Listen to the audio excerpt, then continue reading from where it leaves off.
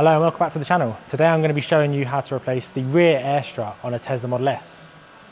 Now this car is a Raven, so that means this is made from the middle of 2019 all the way through to early 2021. And as a result it has what's called the ASD suspension, so it's slightly different. So I'll show you the part, I'll show you how to replace it, really simple, and hopefully you could do this yourself and save yourself a bit of money. Let's go. So this is the part we're replacing. Now here is the part number. This is a genuine Tesla part. Now how you know the difference between an ASD and a non-ASD, number one is by the year. So if your car has long range or performance written on the screen, it's a Raven. If it has 75D, 100D, 90D, it's pre-Raven. But also there's a telltale difference on the actual strut, which is this electrical connector here and this canister. So if it has this, it's Raven. If it just has the strut, it's pre-Raven. So yeah, let's get on, get this into the car.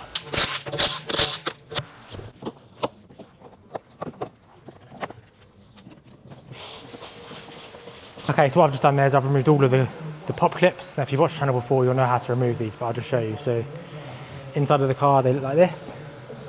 What you need to do is slide a screwdriver or something flat into the little recess here, which will lift it up.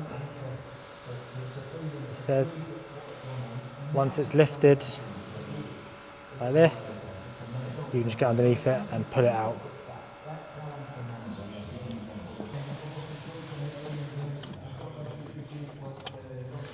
And there's two of these which are horrible to remove. You just basically twist them out.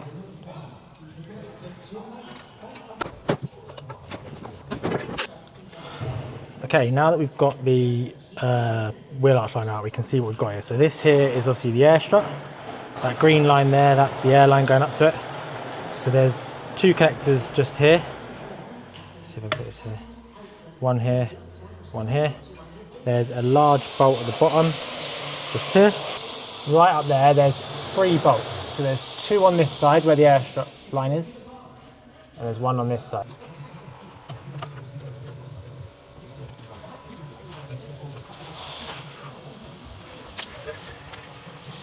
So just so you can see this bit here, I pulled that off of there, and what that basically does is that slides over the top, and then there's 2 little tabs, so you just pull them tabs out, which will release that to the other way to pull it up and pull it away. So this is now, electrical connector is now free.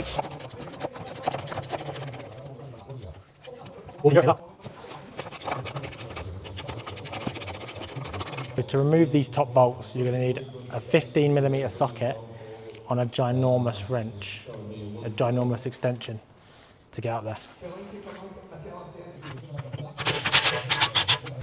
Okay, and that bottom one there, that's a 21mm.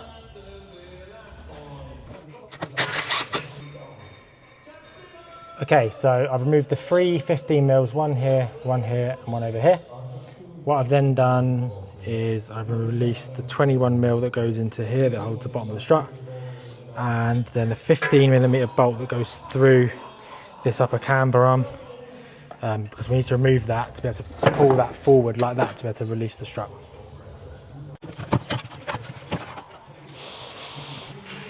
Okay, so what we're going to do now is we're going to use our 10mm to release this air valve.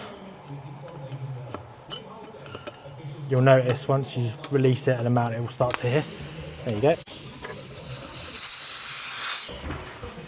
1 air strut removed.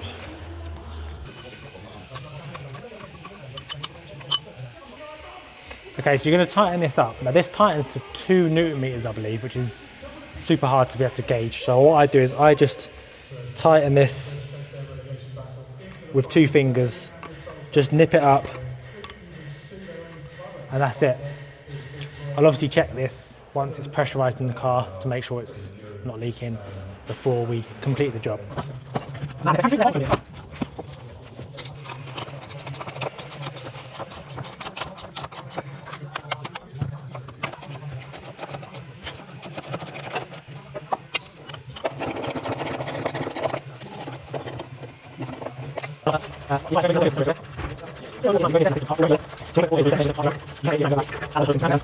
Okay, so that's all the bolts back in now. I've got the top bolt in for the camber arm, the lower bolt for the shock, and then the top 3 are in. They're all in just like hand tight.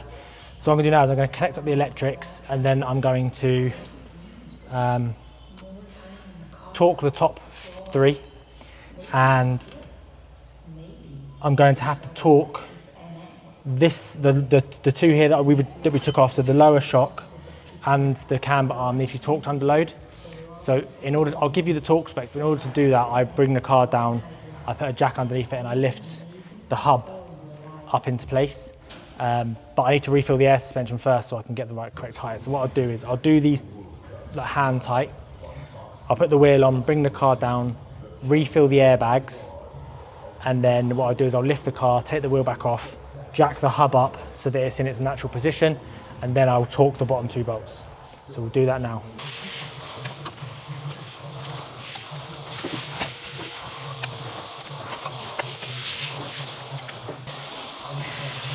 Okay, so we've used our really long extension and our 13mm. The top 3 bolts on this that secure the air strut to the body, they are 40 Newton meters. So I'll tighten them to 40. The lower ones are just done up hand tight. So now we're going to bring the car down, get the air suspension refilled, and then we can torque those bottom 2 under load. Both those bottom 2 are 140 Newton meters. Last thing I need to do before I do any of that is just to slide these back on.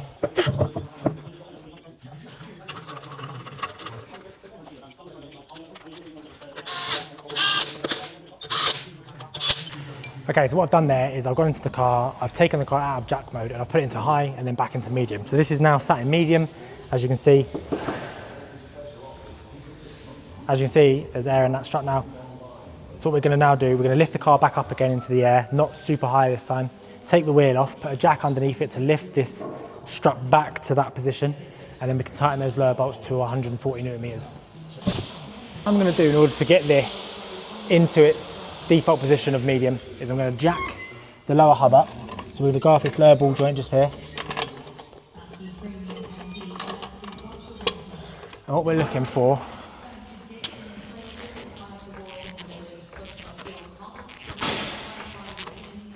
is for the strut to compress.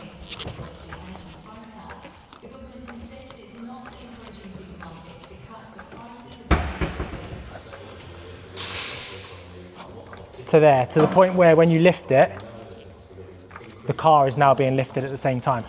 So that is now off the ramp. So we know that that is at its default medium position.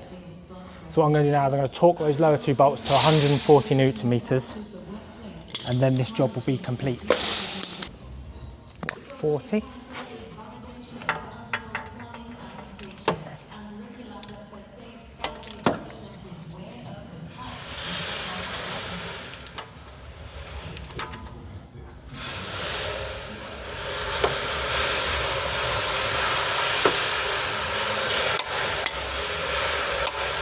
Okay, so that is 140. Now I just need to torque the camber arm 1 to 140.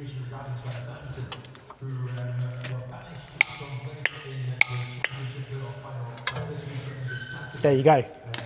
So that's all. Those bottom 2 are now torqued under load. The top 3 are done up to 40, lower 2 up to 140. We've reconnected all the electrics, the airbag's holding there. All I'm going to do now is spray some leak detector on that air line where it goes into the strut, just to make sure it's not leaking before I put the wheel out shining back on and put this car back together, ready for the road.